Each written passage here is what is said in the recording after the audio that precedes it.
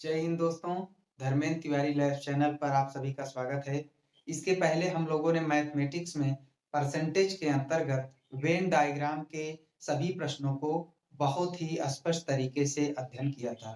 आज हम लोग वेन डायग्राम नहीं, प्रतिशत के अंतर्गत ही आय और संपत्ति के प्रश्नों को पढ़ेंगे। तो आइए क्वेश्चन की ओर बढ़ते हैं। क्वेश्चन कह रहा है, एक व्यक्ति अपनी संपत्ति का 20% भाग अपनी पत्नी को दे देता है।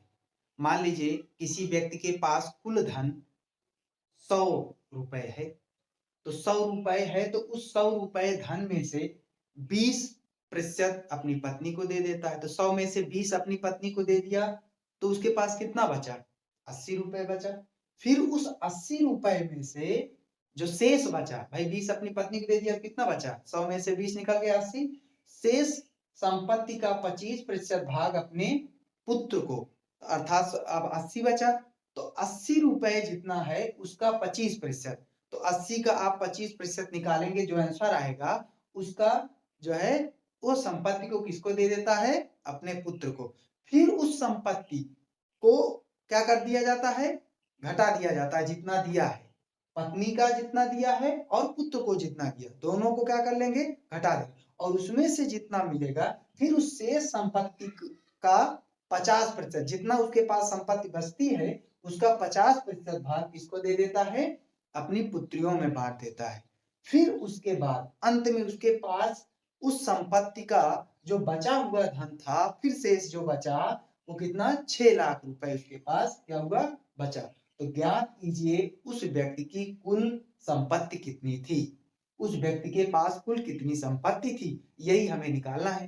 तो कुल संपत्ति हमें मालूम ही नहीं है कितनी है, तो यही कुल संपत्ति निकालना है। तो हम कुल संपत्ति मान लेंगे, उस व्यक्ति के पास कुल संपत्ति कितनी थी? 100 रुपए थी। ठीक है ना? तो उस व्यक्ति के पास कुल संपत्ति कितनी थी? 100 रुपए हमने मान लिया। ठीक है ना?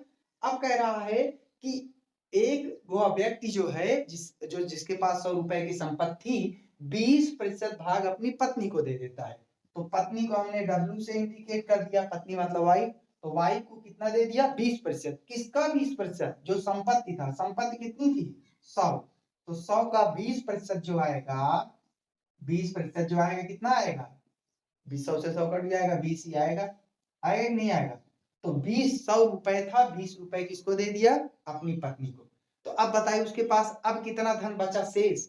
तो 100 में से 20 घटा देंगे, कितना आ जाएगा? 80 आ जाएगा। तो वही आगे कह रहा है कि शेष संपत्ति का 25% भाग अपने पुत्र को। अब जो शेष संपत्ति बची है, तो 100 में से 20 आप घटाएंगे, तो यहाँ पर पहले सन लिख दे रहे हैं। तो 100 में से 20 घटाएंगे, कितना आ जाएगा? 80। 80 कहाँ से आया? तो शेष निकालेंगे आप। यहाँ पर आप समझ लीजिए, शेष जो निकले कहाँ से?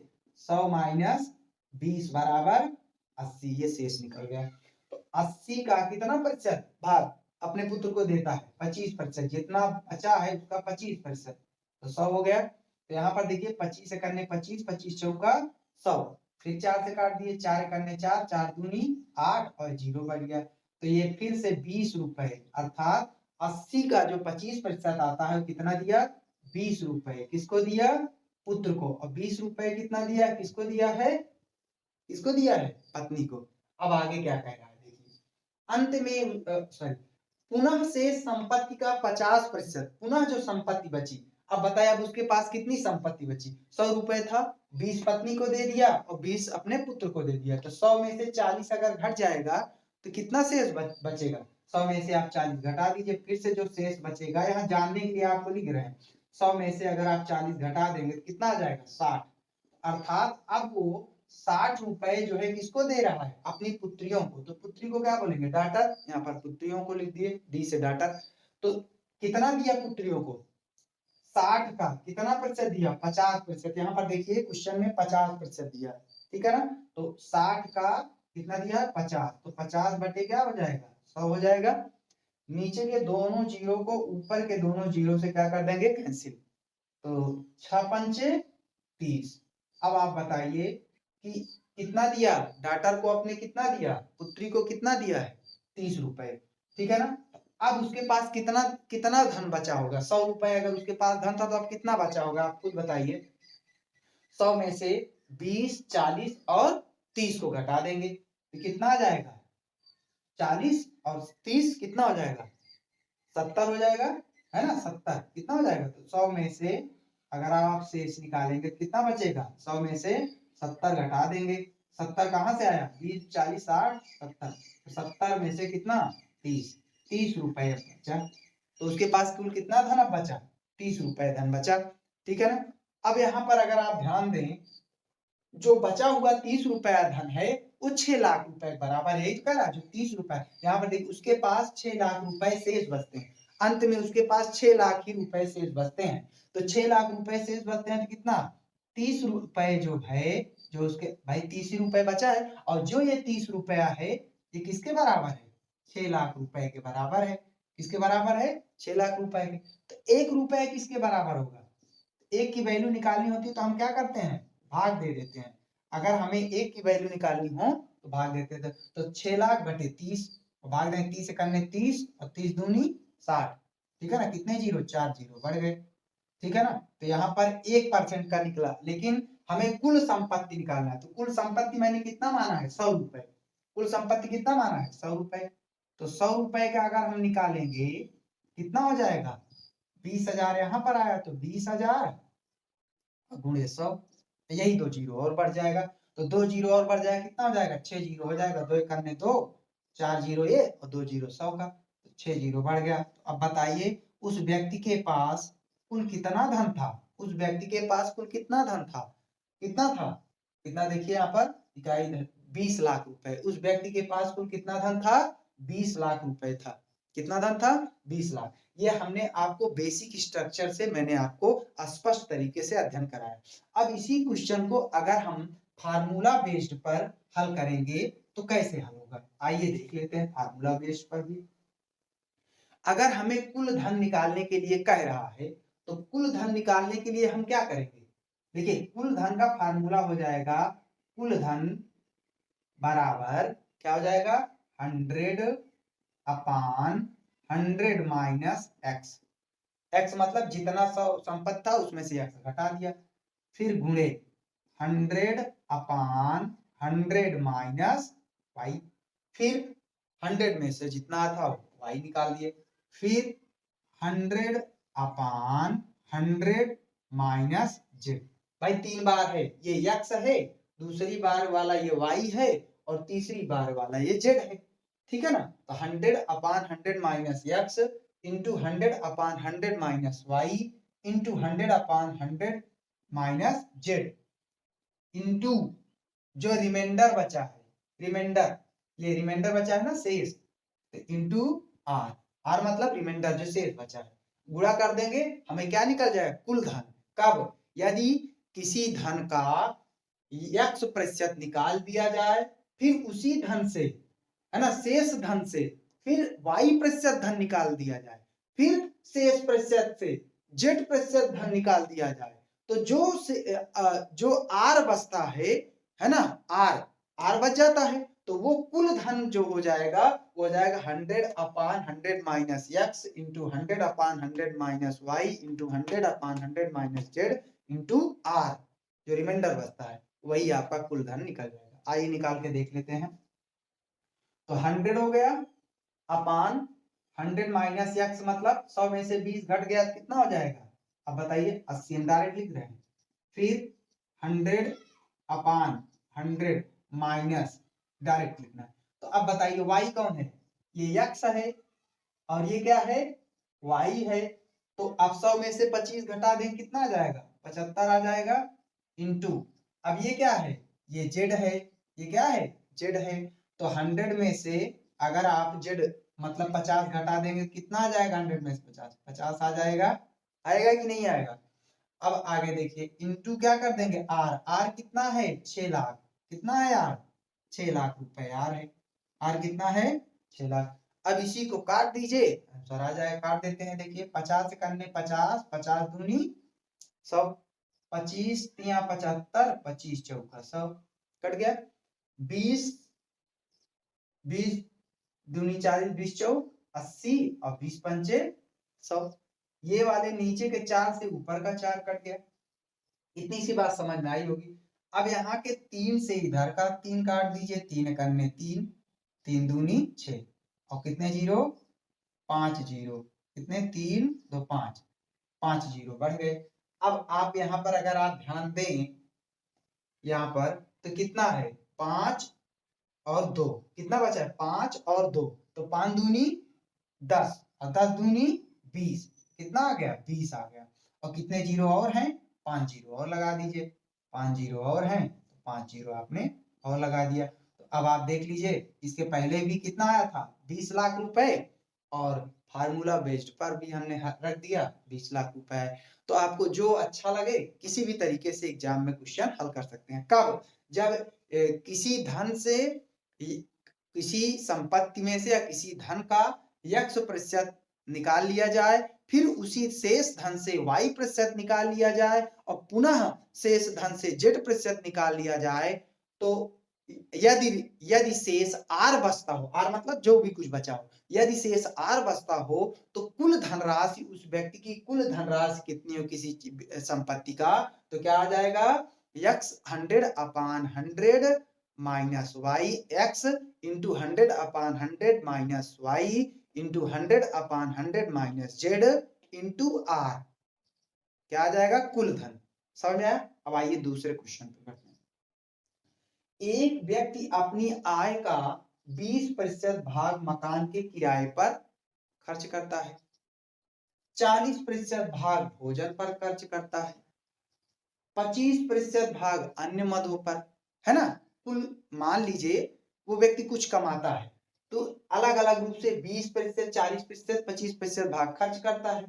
यदि माह के अंत में फिर शेष वाली बात बची, 3000 रुपए उसके पास बचते हों तो उसकी कुल मासिक आय, हमें कुल मासिक आय निकालनी है। तो मान लीजिए उसकी कुल मासिक आय, किसी व्यक्ति की जो मासिक आय होगी अपने में 100% होगी। कोई व्यक्ति अगर कमाता है तो 100% अपने में कमाता है और उसी 100% में से खर्च करता है। तो मान लीजिए उस व्यक्ति की कुल आय थी 100 रुपए, 100% थी। तो अगर 100% में से 20% खर्च कर दिया किस पे, मकान पे, 40% 100 में से खर्च कर दिया किस पे, भोजन पर, और 25% अन्य मदों पर, जो घर का और अन्य खर्चा होता है उस पर खर्च कर दिया। तो बताइए अब उसने कुल कितना खर्च किया, 100% तो था, तो खर्च कितना किया, 20 40 60 और 60 25, 60 25 कितना हो जाएगा 85। तो 85 पर 100% कमाता है, 85% उसका क्या हो जाता है, उड़ जाता है, खर्च हो जाता है। तो अब बताइए बचा कितना, 100 में से 85% खर्च कर दिया, कितना बचा, 15% ही बचा ना। और वो जो 15% बचा है वही किसके बराबर है, किसके बराबर, 3000 के बराबर है। तो 1% बराबर क्या हो जाएगा, एक की वैल्यू कभी भी निकालनी हो तो हम भाग दे देंगे।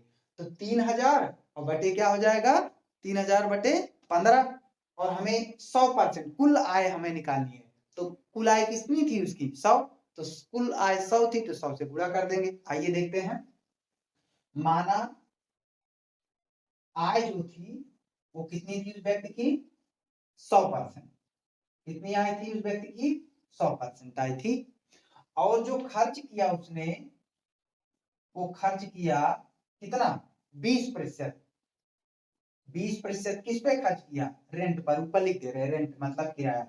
फिर आगे किस पर, 40% भाग भोजन पर, फूड पर, यहाँ पर रेंट लिख दे रहे हैं, प्लस 40% किस पर खर्च कर दे रहा है, फूड पर, यहाँ पर फूड लिख दिए।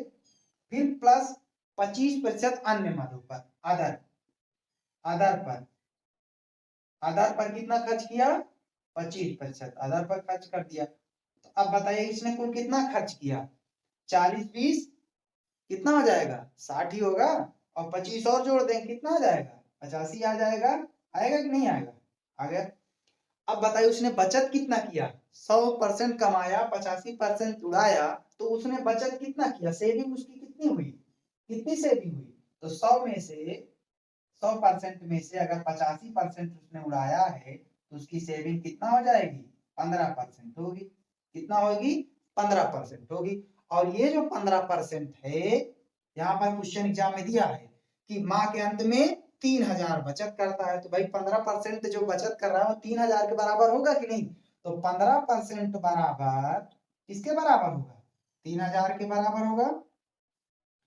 ठीक, 1% बराबर कितना हो जाएगा, एक की वैल्यू निकालेंगे, कितना हो जाएगा 3000 और बटे 15। ठीक है ना, इसको हल करना हो तो कर लीजिए, 15 करने 15, 15 दूनी 30 और 2 जीरो आपका बढ़ गया 200 आया। 1% बराबर 200, तो 100%, क्योंकि उसकी आय कितनी है 100%, आय ही एग्जाम में क्वेश्चन पूछ रहा है कि उसकी कुल मासिक आय कितनी है, तो 100% आय है। तो अगर 1% बराबर 200 है तो 100% बराबर कितना हो जाएगा 200 गुणे 100, तो 2 एक अन्य 2 और कितना जीरो बढ़ जाएगा, 2 इधर का जीरो 2 इधर का, 4 जीरो। तो इस तरीके से कितना आया उसका मासिक आय, अर्थात उसकी इनकम कितनी है 20,000 रुपए। इनकम उस व्यक्ति की कितनी है 20,000 रुपए। समझ में आया, स्पष्ट रूप से आपको समझ में आएगा। ये मैंने आपको बेसिक स्ट्रक्चर से हमने आपको बताया ताकि आपको क्वेश्चन समझ में आए बड़ा आसान तरीके से। अब इसी को अगर हम फार्मूला बेस्ड पे हल करें तो कैसे हल करेंगे, आइए देख लेते हैं।